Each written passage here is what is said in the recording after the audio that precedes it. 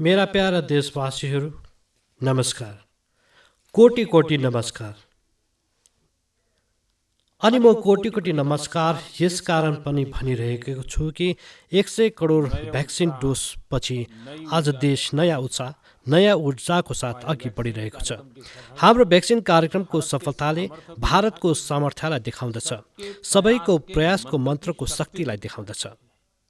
साथीहरू, 100 करोड भ्याक्सिन डोजको आँकडा एकदमै ठुलो अवश्य छ, तर यससित लाखौँ ससाना प्रेरक अनि गर्वले भरिदिने प्रकारका अनेक अनुभव, अनेक उदाहरण जोडिएको छ। धेरै मानिसहरूले पत्र लेखेर मलाई सोधिरहेका छन् कि भ्याक्सिनको सुरुवातको साथै कसरी मलाई यो विश्वास भएको थियो कि यस अभियानलाई यति ठुलो सफलता मिल्नेछ। मलाई यो दृढ विश्वास यस कारण थियो किनकि म आफ्नो देशका मानिसहरूको क्षमतासित एकदमै राम्ररी परिचित छु। म जान्दथे कि हाम्रा हेल्थ केयर वर्कर्स देशवासीहरूको टीकाकरणमा कुनै कसर बाँकी राख्ने छैनन्। हाम्रा स्वास्थ्य कर्मीहरूले आफ्नो अथक परिश्रम अनि सङ्कल्पको साथ एउटा नयाँ मिसाल पेश गरेका छन्। उनीहरूले इनोभेसनको साथ आफ्नो दृढ निश्चयले मानवताको सेवाको एउटा नयाँ मानदण्ड स्थापित गरेका छन्।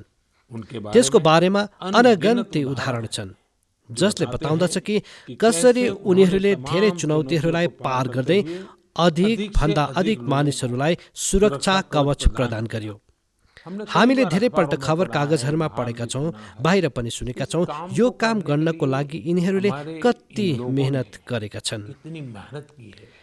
एक भन्दा अर्को धेरै राम्रा उदाहरण हाम्रो सामु छ। म आज मन की बातका श्रोताहरूलाई उत्तराखण्डको बागेश्वरको एकजना यस्तै हेल्थ केयर वर्कर पुनम नौटियाजीसित भेट गराउन चाहन्छु। साथीहरू, यो बागेश्वर उत्तराखण्डको त्यो धरतीमा छ जुन उत्तराखण्डले 100% पहिलो डोज लगाउने काम पुरा गरिदिएको छ। उत्तराखण्ड सरकार पनि यसको लागि अभिनन्दनको हकदार छ किनकि एकदमै दुर्गम क्षेत्र छ, कठिन क्षेत्र छ। त्यसरी नै हिमाचलले पनि यस्तै कठिनाइहरू बीच 100% डोजको काम पुरा गरेको छ। मलाई बताइएको छ कि पुनमजीले आफ्नो क्षेत्रका मानिसहरूको भ्याक्सिनेसनको लागि दिन रात मेहनत गरेकी छन्। पुनमजी नमस्ते। पुनमजी, आफ्नो बारेमा बताउनुहोस् हाम्रा देशका श्रोताहरूलाई। सर, म पुनम नौटियाल हुँ। सर, म उत्तराखण्डको बागेश्वर डिस्ट्रिक्टमा चानी कोराली सेन्टरमा कार्यरत छु। म एक एएनएम हुँ सर। पुनमजी, मेरो सौभाग्य हो कि मलाई बागेश्वर आउने अवसर मिलेको थियो। त्यो एक प्रकारले तीर्थ क्षेत्र रहेको छ, त्यहाँ पुरातन मन्दिर आदि पनि। म धेरै प्रभावित भएको थिएँ। शताब्दीौँ पहिला मानिसहरूले कसरी काम गरे होला। हजुर सर। पुनमजी, के तपाईँले आफ्नो क्षेत्रमा सबै मानिसहरूलाई भ्याक्सिनेसन गराइसक्नु भएको छ? हजुर सर, सबैजनाको भइसकेको छ। तपाईँलाई कुनै प्रकारको समस्याको पनि सामना गर्नु पर्यो कि? हजुर सर। सर, त्यहाँ जसै पानी पर्थ्यो अनि रोड ब्लक हुँदथ्यो सर, नदी पार गरेर गएका छौँ हामी। अनि सर, घर घर गएका छौँ। जस्तै एनएचसिबिसी अन्तर्गत हामी घर घर गयौँ। जो मानिसहरू सेन्टरमा आउन सक्दैनथे जस्तै बुजुर्गहरू अनि दिव्याङ्गहरू, गर्भवती महिलाहरू, धात्री महिला, यिनीहरू सर। तर त्यहाँ त पहाडमा घर पनि धेरै टाढा टाढा हुन्छ नि। हजुर। त एक दिनमा कति गर्न सक्नुहुन्थ्यो तपाईँ? सर, किलोमिटरको हिसाबमा 10 किलोमिटर, कहिले 8 किलोमिटर। जे होस्, यो जो तराईमा बस्ने मानिसहरू छन् उनीहरूले यो बुझ्न सक्दैनन् 8-10 किलोमिटर कति हुँदछ। मलाई थाहा छ कि पहाडको 8-10 किलोमिटर मतलब पुरा दिन बित्दछ। हजुर। तर एक दिनमा, किनकि यो एकदमै ठुलो मेहनतको काम छ अनि भ्याक्सिनेसनको सम्पूर्ण सामान बोकेर जानु, तपाईको साथमा कुनै सहायक हुन्थे कि हुन्थेनन्? हजुर, टिम मेम्बर हामी 5 जना रहन्थ्यौँ सर। अच्छा। त त्यसमा डाक्टर भयो, फेरि एएनएम भयो, फार्मासिस्ट भयो, आशा भयो अनि डाटा एन्ट्री अपरेटर। अच्छा, डाटा एन्ट्री। त्यहाँ कनेक्टिभिटी मिल्दथ्यो या फेरि बागेश्वर आएपछि गर्नुहुन्थ्यो? सर, कहीँ कहीँ पाइन्थ्यो, कहीँ कहीँ बागेश्वर आएपछि गर्दथ्यौँ हामी। अच्छा, मलाई बताइएको छ पुनमजी कि तपाईँले आउट अफ द वे गएर मानिसहरूलाई टिका लगाउनु भयो। यो के कल्पना आयो, तपाईँको मनमा विचार कसरी आयो अनि कसरी गर्नुभयो तपाईँले? हामीले पुरा टिमले सङ्कल्प लिएका थियौँ कि एकजना पनि व्यक्ति छुट्न दिनु हुँदैन। हाम्रो देशबाट कोरोना बिमारी टाढा जानुपर्छ। म अनि आशा मिलेर प्रत्येक व्यक्तिको गाउँ वाइज ड्यू लिस्ट बनायौँ। फेरि त्यसको हिसाबले जो मानिसहरू सेन्टरमा आए उनीहरूलाई सेन्टरमा लगायौँ। फेरि घर घर गयौँ सर। फेरि त्यसपछि छुटेकाहरू थिए जो सेन्टरमा आउन सक्दैन। अच्छा, मानिसहरूलाई सम्झाउनु पर्थ्यो? हजुर, सम्झायौँ हजुर। मानिसहरूको उत्साह छ अझै पनि भ्याक्सिन लिने? हजुर सर, हजुर। अब त मानिसहरूले बुझिसके। फर्स्टमा एकदमै समस्या भयो हामीलाई। मानिसहरूलाई सम्झाउनु पर्दै थियो कि जुन भ्याक्सिन छ सुरक्षित छ अनि असरदार छ। हामीले पनि लगाइसक्यौँ त हामी ठिक छौँ, तपाईँहरूको अघि छौँ अनि हाम्रा स्टाफ सबैले लगाइसकेका छन्। हामी सबै ठिकै छौँ। कतै भ्याक्सिन लगाइसकेपछि कुनै प्रकारको शिकायत आयो बादमा? होइन सर, यस्तो त भएन। केही भएन? हजुर। सबै सन्तुष्ट थिए? हजुर। कि ठिक भयो? हजुर। हवस्, तपाईँले एकदमै ठुलो काम गर्नुभएको छ अनि म जान्दछु यो पुरा क्षेत्र कति कठिन छ। अनि पैदल हिँड्नु पहाडमा, एउटा पहाडमा जाऊ फेरि तल झर, फेरि अर्को पहाडमा चढ्नु, घर पनि टाढा टाढा, यति हुँदाहुँदै पनि तपाईँले यति राम्रो काम गर्नुभयो। धन्यवाद सर, मेरो सौभाग्य तपाईँसित बात भयो मेरो। तपाईँ जस्ता लाखौँ हेल्थ वर्कर्सले उनीहरूको परिश्रमको कारणले नै भारतले 100 करोड भ्याक्सिन डोजको पडाव पार गर्न सक्यो। आज म केवल तपाईँलाई मात्र आभार व्यक्त गरिरहेको छुइनँ, तर हरेक ती भारतवासीप्रति आभार व्यक्त गरिरहेको छु जसले सबैलाई भ्याक्सिन, निःशुल्क भ्याक्सिन अभियानलाई यति उचाइमा पुर्याए, कामयाबी दिलाए। तपाईँलाई, तपाईँको परिवारलाई मेरो धेरै धेरै शुभकामना। मेरा प्यारा देशवासीहरू, तपाईँहरूलाई थाहा छ अघिल्लो आइतबार 31 अक्टोबर सरदार पटेलजीको जन्म जयन्ती हो। मन की बातका हरेक श्रोताको तर्फबाट अनि मेरो तर्फबाट म लोहा पुरुषलाई नमन गर्दछु। साथीहरू, 31 अक्टोबरलाई हामी राष्ट्रिय एकता दिवसको रूपमा मनाउँदछौँ। हामी सबैको दायित्व हो कि हामी एकताको सन्देश दिने प्रकारको कुनै न कुनै गतिविधिसित अवश्य जुडौँ। तपाईँले देख्नुभएको होला, हालैमा गुजरात पुलिसले कच्छको लखपत किलादेखि स्ट्याच्यु अफ युनिटीसम्म बाइक र्याली निकालेको छ। त्रिपुरा पुलिसका जवानहरू त एकता दिवस मनाउनका लागि त्रिपुरादेखि स्ट्याच्यु अफ युनिटीसम्म बाइक र्याली गरिरहेका छन्। अर्थात् पूर्वदेखि निस्किएर पश्चिमसम्म देशलाई जोडिरहेका छन्। जम्मू कश्मीर पुलिसका जवानहरूले पनि उडीदेखि पठानकोटसम्म यस्तै बाइक र्याली निकालेर देशको एकताको सन्देश दिइरहेका छन्। म यी सबै जवानहरूलाई सल्युट गर्दछु। जम्मू कश्मीरकै कुपवाडा जिल्लाका धेरै दिदीबहिनीहरूको बारेमा पनि मलाई थाहा लागेको छ। यी दिदीबहिनीहरू कश्मीरमा सेना र सरकारी कार्यालयहरूको लागि तिरङ्गा सिलाउने काम गरिरहेका छन्। यो काम देशभक्तिको भावनाले भरिएको छ। म यी दिदीबहिनीहरूको जोसको सराहना गर्दछु। तपाईँले पनि भारतको एकताको लागि, भारतको श्रेष्ठताको लागि केही न केही अवश्य गर्नुपर्छ। हेर्नुहोस् तपाईँको मनलाई कति सन्तुष्टि मिल्नेछ। साथीहरू, सरदार साहब भन्नुहुन्थ्यो कि हामीले आफ्नो एकजुट उद्यमद्वारा नै देशलाई नयाँ महान उचाइहरूसम्म पुर्याउन सक्छौँ।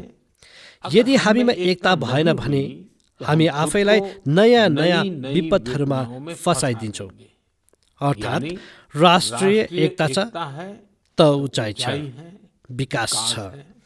हामी सरदार पटेलजीको जीवनबाट, उनको विचारहरूबाट धेरै कुरा सिक्न सक्छौँ। देशको सूचना अनि प्रसारण मन्त्रालयले पनि हालैमा सरदार साहबमाथि एउटा पिक्टोरियल बायोग्राफी पनि पब्लिस गरेको छ। म चाहन्छु कि हाम्रा सबै युवा साथीहरूले यसलाई अवश्य पढुन्। यसबाट तपाईँलाई रोचक ढङ्गमा सरदार साहबको बारेमा जान्ने अवसर मिल्नेछ। प्यारा देशवासीहरू, जीवन निरन्तर प्रगति चाहन्छ, विकास चाहन्छ, उचाइहरूलाई पार गर्न चाहन्छ। विज्ञान चाहे अघि बढोस्, प्रगतिको गति जति नै तेज होस्, भवन जति नै भव्य बनोस्, तर फेरि पनि जीवनले अधुरोपन अनुभव गर्दछ। तर जब यसमा गीत, सङ्गीत, कला, नाट्य, नृत्य, साहित्य जुड्दछ, तब यसको आभा, यसको जीवन्तता अनेक गुणा बढ्दछ। एक प्रकारले जीवनलाई सार्थक बन्नु छ, त यो सबै हुनु पनि त्यति नै जरुरी हुँदछ। यसैले नै भनिन्छ कि यी सबै विधाहरूले हाम्रो जीवनमा एउटा क्याटलिस्टको काम गर्दछ, हाम्रो ऊर्जा बढाउने काम गर्दछ। मानव मनको अन्तर्मनलाई विकसित गर्नमा, हाम्रो अन्तर्मनको यात्राको मार्ग बनाउनमा पनि गीत, सङ्गीत अनि विभिन्न कलाहरूको ठुलो भूमिका हुँदछ। अनि यसको एउटा ठुलो तागत यो हुँदछ कि यसलाई न समयले बाँध्न सक्छ, न सीमाले बाँध्न सक्छ, अनि न त मतान्तरले बाँध्न सक्छ। अमृत महोत्सवमा पनि आफ्नो कला, संस्कृति, गीत सङ्गीतको रङ्ग अवश्य भर्नुपर्छ। मलाई पनि तपाईहरूको तर्फबाट अमृत महोत्सव अनि गीत सङ्गीत कलाको यस ताकतसित जोडिएको धेरै सुझावहरू आइरहेको छ। यो सुझाव मेरो लागि एकदमै मूल्यवान छ। मैले यसलाई संस्कृति मन्त्रालयलाई अध्ययनको लागि पठाएको थिएँ। मलाई खुसी लागेको छ कि मन्त्रालयले यति कम समयमा यी सुझावहरूलाई बडो गम्भीरतासित लिएको छ अनि त्यसमाथि काम पनि गरेको छ। यसैमध्ये एउटा सुझाव छ देशभक्तिका गीतहरूसित सम्बन्धित प्रतियोगिता। आजादीको लडाईँमा अलग अलग भाषा बोलीमा देशभक्ति गीत अनि भजनहरूले पुरा देशलाई एकजुट गरेको थियो। अब अमृतकालमा हाम्रा युवा देशभक्तिका यस्तै गीत लेखेर यस आयोजनमा अझ ऊर्जा भर्न सक्नेछन्। देशभक्तिको यो गीत मातृभाषामा हुन सक्छ, राष्ट्रभाषामा हुन सक्छ अनि अङ्ग्रेजीमा पनि लेख्न सकिन्छ। तर यो जरुरी छ कि यी रचनाहरू नयाँ भारतका नयाँ सोच भएको होस्, देशको वर्तमान सफलताबाट प्रेरणा लिएर भविष्यको लागि देशलाई सङ्कल्पित गर्ने प्रकारको होस्। संस्कृति मन्त्रालयको तयारी तहसिल स्तरदेखि राष्ट्रिय स्तरसम्म यससित जोडिएको प्रतियोगिता गराउनेछ। साथीहरू, यस्तै मन की बातको एकजना श्रोताले सुझाव दिएका छन् कि अमृत महोत्सवलाई रङ्गोली कलाले पनि जोड्न सकिन्छ। हाम्रो यहाँ रङ्गोलीको माध्यमबाट त्योहारहरूमा रङ्ग भर्ने परम्परा त शताब्दीौँदेखि छ। रङ्गोलीमा देशको विविधताको दर्शन हुँदछ। अलग अलग राज्यहरूमा अलग अलग नामहरूद्वारा अलग अलग थिममा रङ्गोली बनाइन्छ। यसैले संस्कृति मन्त्रालय यससित पनि सम्बन्धित एउटा नेसनल कम्पिटिसन गर्न लागिरहेको छ। तपाईँ कल्पना गर्नुहोस्, जब आजादीको आन्दोलनसित जोडिएको रङ्गोली बन्नेछ, मानिसहरू आफ्नो द्वारमा भित्तामा कुनै आजादीको मतवालाको चित्र बनाउनेछ, आजादीको कुनै घटनालाई रङहरूद्वारा देखाउनेछ, त अमृत महोत्सवको पनि रङ अझ बढ्नेछ। साथीहरू, अझ एउटा विधा हाम्रो यहाँ लोरीको पनि छ। हाम्रो यहाँ लोरीको माध्यमद्वारा साना नानीहरूलाई संस्कार दिइन्छ, संस्कृतिसित उनीहरूको परिचय गराइन्छ।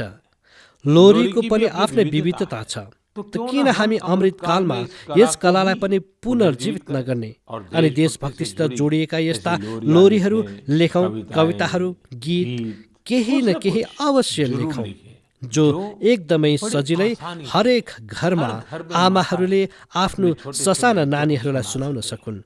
यी लोरीमाहरूमा आधुनिक भारतको सन्दर्भ होस्, 21औं शताब्दीको भारतको सपनाहरूको दर्शन होस्। तपाईँ सबै श्रोताहरूको सुझावपछि मन्त्रालयले यससित जोडिएको प्रतियोगिता पनि गराउने निर्णय लिएको छ। साथीहरू, यी तीनैवटा प्रतियोगिताहरू 31 अक्टोबरमा सरदार साहबको जयन्तीदेखि सुरु हुन गइरहेको छ। आउँदो दिनहरूमा संस्कृति मन्त्रालयले यससित सम्बन्धित सबै जानकारी दिनेछ। यो जानकारी मन्त्रालयको वेबसाइटमा पनि रहनेछ अनि सोसल मिडियामा पनि दिइनेछ। म चाहन्छु कि तपाईहरू सबै यसमा जोडिनुहोस्। हाम्रा युवा साथीहरूले अवश्य यसमा आफ्नो कलाको, आफ्नो प्रतिभाको प्रदर्शन गरून्। यसबाट तपाईँको इलाकाको कला अनि संस्कृति पनि देशको कुना कुनासम्म पुग्नेछ। तपाईँको कथाहरू पुरा देशले सुन्नेछ। प्यारा देशवासीहरू, यस समय हामी अमृत महोत्सवमा देशका वीर पुत्र पुत्रीलाई, ती महान पुण्य आत्मालाई याद गरिरहेका छौँ।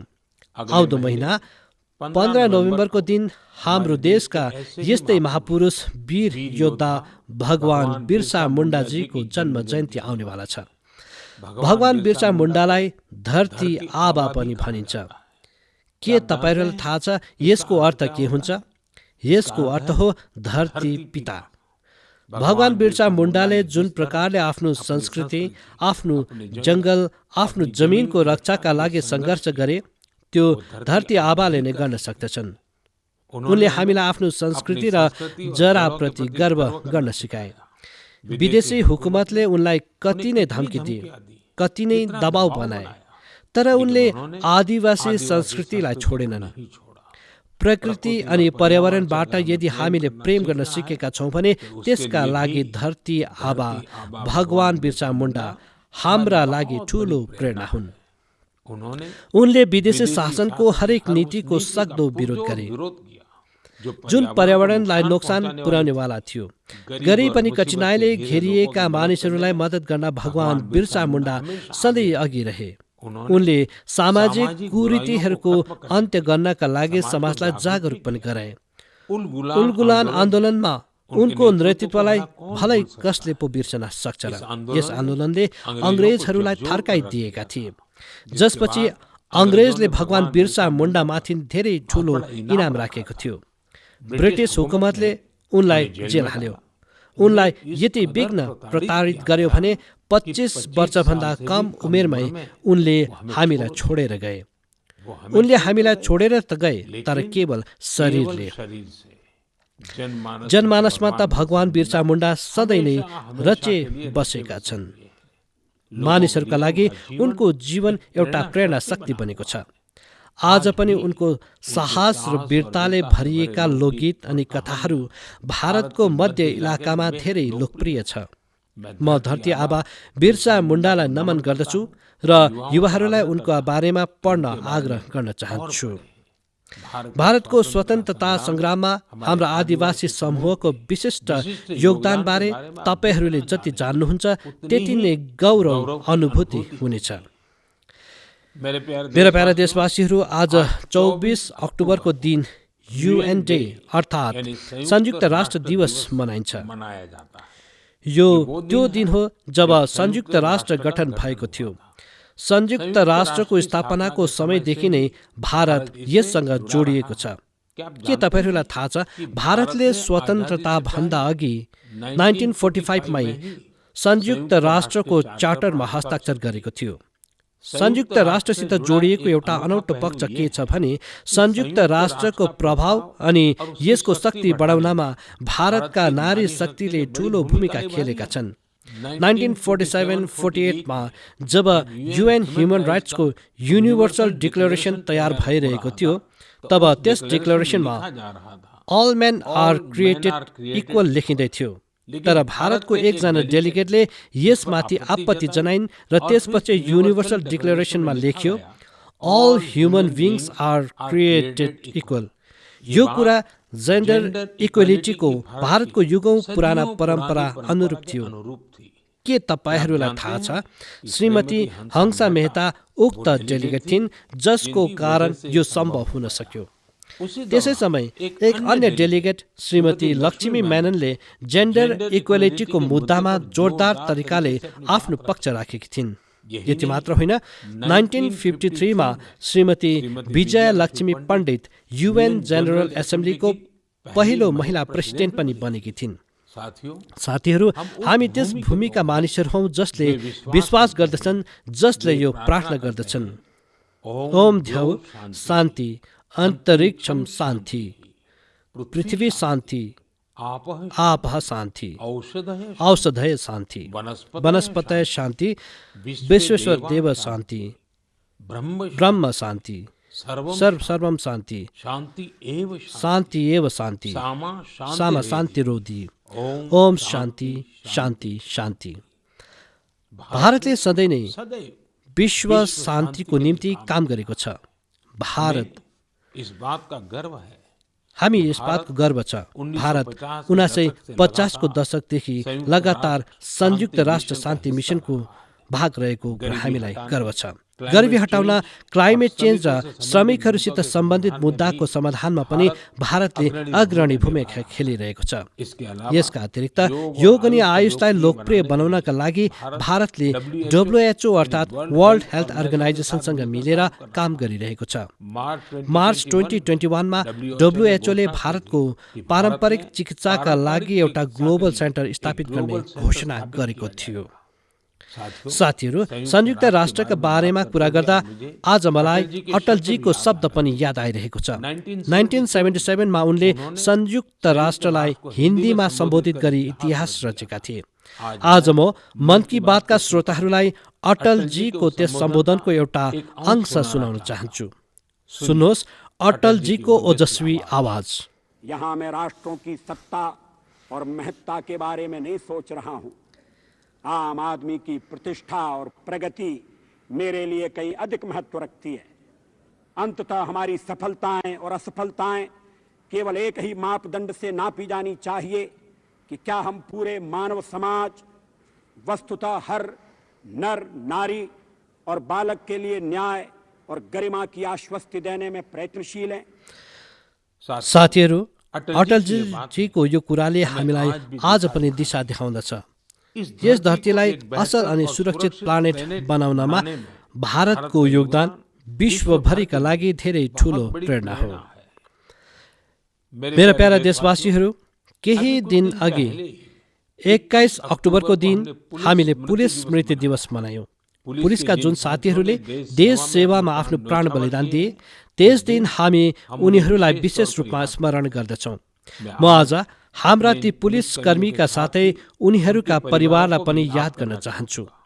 परिवारको सहयोग अनि त्याग बिना पुलिस जस्तो कठिन सेवा धेरै गाह्रो हुँदछ। पुलिस सेवासँग जोडिएको एउटा अर्को कुरा पनि छ जुन म मन की बातका श्रोताहरूलाई बताउन चाहन्छु। पहिला सेना अनि पुलिस जस्तो सेवा केवल पुरुषहरूको निम्ति हो भन्ने धारणा बनेको थियो, तर आज यस्तो छैन। Bureau of police research and डेभलपमेन्टको आँकडाले बताएको छ कि केही वर्षमा महिला पुलिस कर्मीको संख्या डबल भएको 2 गुणा भएको बताउँदछ। 2014मा जहाँ उनीहरूको संख्या 1,05,000 को करिब थियो भने 2020सम्म यसमा 2 गुणा भन्दा पनि धेरै बढोत्तरी हुँदै अब 2,15,000 पुगेको छ। कहाँसम्म भने सेन्ट्रल आर्म्ड पुलिस फोर्सेसमा पनि बितेको 7 सालमा महिलाहरूको संख्या लगभग 2 गुणा भएको छ। र मैले केवल संख्याको कुरा गरिरहेको छुइनँ। आज देशका छोरीहरूले कठिन भन्दा कठिन ड्युटी पनि पूरा ताकत अनि साहसका साथ गरिरहेका छन्। उदाहरणका लागि कयौं छोरीहरूले सबैभन्दा कठिन मानिने ट्रेनिङ्स मध्ये एक स्पेशलाइज्ड जंगल वारफेयर कमान्डोजको ट्रेनिङ लिइरहेका छन्। यो हाम्रो कोब्रा बटालियनको भाग बन्नेछन्। साथीहरू, आज हामी एयरपोर्ट जाँदा, मेट्रो स्टेशन जाँदा वा सरकारी कार्यालयहरूमा जाँदा CISF का साहसी महिलाहरू हरेक संवेदनशील ठाउँमा सुरक्षामा खडा रहेको देख्छौँ।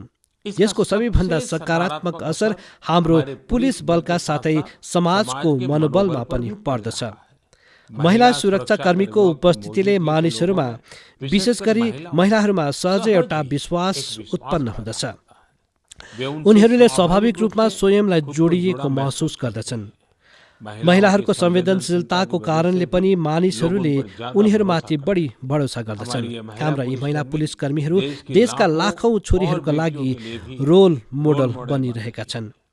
म महिला पुलिस कर्मीहरूलाई के अनुरोध गर्न चाहन्छु भने उनीहरूले स्कुल खोलिएपछि आफ्नो क्षेत्रका स्कुलहरूमा भिजिट गरून्, त्यहाँ छोरीहरूसँग कुरा गरून्। मलाई विश्वास छ यस कुराकानीबाट हाम्रा नयाँ पिँढीले एउटा नयाँ दिशा पाउनेछन्। यति मात्र होइन, यसले पुलिसमाथि जनताको विश्वास पनि बढ्नेछ। म आशा गर्दछु पछि गएर अरू धेरै संख्यामा महिलाहरू पुलिस सेवामा सामेल हुनेछन्, हाम्रो देशको न्यू एज पोलिसिङलाई लिड गर्नेछन्। मेरा प्यारा देशवासीहरू, बितेका केही वर्षमा हाम्रो देशमा आधुनिक टेक्नोलोजीको प्रयोग जुन गतिका साथ बढिरहेको छ, त्यसमाथि मलाई प्राय मन की बातका श्रोताहरूले लेखिरहने गर्दछन्। आज म यस्तै एउटा विषयको चर्चा तपाईहरूसँग गर्न चाहन्छु जुन हाम्रो देश विशेष गरी हाम्रा युवाहरू अनि ससाना बच्चाहरूसम्मको कल्पनामा छाएका छन्। यो विषय हो ड्रोन टेक्नोलोजीको। केही वर्ष अघिसम्म जब ड्रोनको नाम आउँथ्यो तब मानिसहरूको मनमा पहिलो भाव के आउँथ्यो? सेनाको, हतियारको, युद्धको। तर आज हाम्रो यहाँ कुनै बिहेबारी वा फङ्सन हुँदा हामी ड्रोनबाट फोटो अनि भिडियो बनाउँदै गरेको देख्छौँ।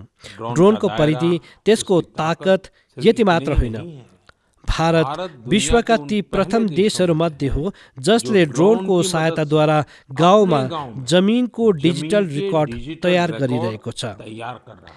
भारतले ड्रोनको प्रयोग ट्रान्सपोर्टेसनका लागि गर्नमाथि व्यापक तरिकाले काम गरिरहेको छ। चाहे गाउँमा खेतबारी होस् वा घरमा सामानको डेलिभरी होस्, आपतकालमा सहायता पुर्याउनु होस् वा कानुनी व्यवस्थाको निगरानी गर्न, धेरै समय लाग्ने छैन जब ड्रोन हाम्रा यी आवश्यकताका लागि तैनात हुनेछन्। यसमा अधिकांशको त सुरुवात पनि भइसकेको छ। जस्तै केही दिन अघि गुजरातको भावनगरमा ड्रोनको माध्यमद्वारा खेतमा नेनो युरिया छर्कने काम गरियो। कोभिड भ्याक्सिन अभियानमा पनि ड्रोन्सले आफ्नो भूमिका खेलिरहेको छ। यसको एउटा तस्बिर हामीले मणिपुरमा देख्यौँ जहाँ एउटा द्वीपमा ड्रोनद्वारा भ्याक्सिन पुर्याइएको थियो। तेलङ्गानामा पनि ड्रोनद्वारा भ्याक्सिन डेलिभरीको लागि ट्रायल सुरु गरिसकिएको छ।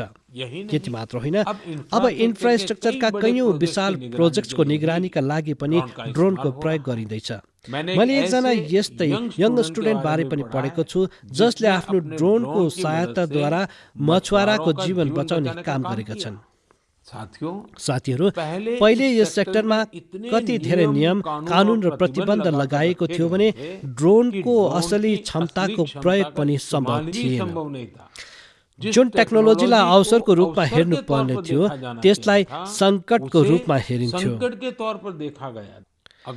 यदि तपाईँ कुनै पनि कामका लागि ड्रोन उडाउन चाहनुहुन्छ भने लाइसेन्स र पर्मिसनको अनेकौं झन्झट हुने गर्थ्यो र ड्रोनको नाम मात्रबाट पनि टाढा रहने गर्थे। हामीले तय गरेका छौँ यस माइन्डसेटलाई बदलिनु पर्नेछ र नयाँ ट्रेन्ड्सलाई अपनाउनु पर्नेछ। यसैले यस वर्ष 25 अगस्तको दिन देशले एउटा नयाँ ड्रोन नीति लिएर आयो। यो नीति ड्रोनसित जोडिएको वर्तमान र भविष्यका सम्भावनाहरूको हिसाबले बनाइएको छ। यसमा अब न त धेरै फर्म्सको चक्कर लगाउनु पर्नेछ न त पहिले जति फिज नै दिनुपर्नेछ। नयाँ ड्रोन पोलिसी आएपछि कैयौँ ड्रोन स्टार्टअपमा विदेशी साथै देशी निवेशकहरूले निवेश गरेको जानकारी दिन पाउँदा मलाई धेरै खुसी लागेको छ। कैयौँ कम्पनीले म्यानुफ्याक्चरिङ युनिट्स पनि लगाइरहेका छन्। आर्मी, नेभी र एयरफोर्सले भारतीय ड्रोन कम्पनीहरूलाई 500 करोड रुपियाँ भन्दा धेरैको अर्डर पनि दिएका छन् र यो त अहिले सुरुवात मात्र हो। हामी यही रोकिनु भएन। हामीले ड्रोन टेक्नोलोजीमा अग्रणी देश बन्नुपर्नेछ। यसका लागि सरकारले हर सम्भव कदम उठाइरहेको छ। म देशका युवाहरूलाई पनि भन्न चाहन्छु, ड्रोन पोलिसी पछि बनेका अवसरहरूको लाभ उठाउने बारे अवश्य सोच्नुहोस्, अघि आउनुहोस्। मेरा प्यारा देशवासीहरू, यूपीको मेरठबाट मन की बातकी श्रोता श्रीमती प्रभा शुक्लाले मलाई स्वच्छतासित जोडिएको एउटा पत्र पठाएकी छन्। उनले लेखेकी छन्, भारतमा चाड पर्वमा हामी सबै स्वच्छतालाई सेलिब्रेट गर्दछौँ। त्यस्तै नै यदि हामीले स्वच्छतालाई हरेक दिनको बानी बनाए सम्पूर्ण देश नै स्वच्छ हुनेछ। मलाई प्रभाजीको कुरा धेरै मन पर्यो। साँच्चै नै जहाँ सफाइ हुन्छ त्यहाँ स्वस्थ, जहाँ स्वस्थ त्यहाँ सामर्थ्य र जहाँ सामर्थ्य हुन्छ त्यहाँ समृद्धि हुन्छ। यसैले त देशले स्वच्छ भारतमाथि यति धेरै जोड दिइरहेको छ। साथीहरू, मलाई राँची नजिकको एउटा गाउँ सपारोम नयाँ सराय, त्यस ठाउँका बारेमा जान्न पाउँदा धेरै राम्रो लाग्यो। यस गाउँमा एउटा पोखरी थियो, तर मानिसहरूले त्यस पोखरी भएको ठाउँमा खुल्लामा दिशा पिसाबको निम्ति प्रयोग गर्न थालेका थिए। स्वच्छ भारत अभियान अन्तर्गत जब सबैको घरमा शौचालय बन्यो तब गाउँका मानिसहरूले सोचे गाउँलाई स्वच्छ साथै सुन्दर किन नबनाउने। अनि फेरि सबै मिलेर पोखरी भएको ठाउँमा पार्क बनाए। आज त्यो ठाउँ मानिसहरूका लागि, बच्चाहरूका लागि एउटा सार्वजनिक स्थान बनेको छ। यसबाट सम्पूर्ण गाउँको जीवनमा ठुलो परिवर्तन आएको छ। म तपाईहरूलाई छत्तीसगढको देउर गाउँका महिलाहरूको बारेमा पनि बताउन चाहन्छु। यहाँका महिलाहरूले एउटा स्वयं सहायता समूह चलाउँछन् र मिलेर गाउँको चौक चौबाटो, सडक अनि मन्दिरको सफाई गर्दछन्। साथीहरू, यूपीको गाजियाबादका रामवीर तंवरजीलाई मानिसहरूले पन्ड म्यानको नामले चिन्दछन्। रामवीरजीले मेकानिकल इन्जिनियरिङको पढाइ गरेपछि नोकरी गरिरहेका थिए, तर उनको मनमा स्वच्छताको एउटा अलख जाग्यो र आफ्नो नोकरी छोडेर पोखरीहरूको सफाइमा जुटे। रामवीरजीले अहिलेसम्म धेरै नै पोखरीको सफाइ गरी पुनर्जीवित गरिसकेका छन्। साथीहरू, स्वच्छताको प्रयास तब मात्र पूर्ण रूपले सफल हुन्छ जब हरेक नागरिकले स्वच्छतालाई आफ्नो जिम्मेवारी सम्झन्छन्। अब हामी दीपावलीमा आफ्नो घरको सरसफाइमा जुट्न गइरहेका छौँ, तर त्यस बेला हामीले हाम्रो घरका साथै हाम्रो छरछिमेक पनि सफा रहोस् भन्ने कुरामाथि ध्यान राख्नु पर्नेछ। आफ्नो घर त सफा गरौँला, घरको फोहोर हामी घर बाहिर सडकहरूमा पुर्याउने जस्तो काम भने गर्नु भएन हो। र जब म स्वच्छताको कुरा गर्दछु, कृपया गरी सिंगल युज प्लास्टिकबाट मुक्तिको कुरा हामीले कहिल्यै पनि बिर्सनु भएन। त आउनुहोस् हामी संकल्प गरौँ, स्वच्छ भारत अभियानको उत्साहलाई कम्ती हुन दिने छैनौँ। हामी सबै मिलेर आफ्नो देशलाई पूर्ण रूपले स्वच्छ बनाउनेछौँ र स्वच्छ राख्नेछौँ। मेरा प्यारा देशवासीहरू, अक्टोबरको पुरा महिना नै चाडबाडको रङमा रङ्गिएको थियो र केही दिनपछि तिहार आइरहेको छ। तिहार, त्यसपछि फेरि गोवर्धन पूजा, फेरि भाइटिका, यी तीनै चाड त हुने नै छन्। यसै बीच छठ पूजा पनि हुनेछ। नोभेम्बरमा गुरु नानक देवजीको जयन्ती पनि छ। यदि धेरै चाड पर्व एकसाथ हुँदा त्यसको तयारी पनि धेरै अघिदेखि सुरु हुँदछ। तपाईहरू सबैले अहिलेदेखि नै किनमेलको प्लान बनाउन थाल्नुभयो होला, तर तपाईहरूलाई याद छ होइन, किनमेल अर्थात् भोकल फर लोकल। तपाईहरूले लोकल किनमेल गर्नु भए तपाईँको तिहार पनि उज्यालो हुनेछ र कुनै गरिब भाइ बहिनी, कुनै कारिगर, कुनै बुनकरको घर पनि उज्यालो हुनेछ।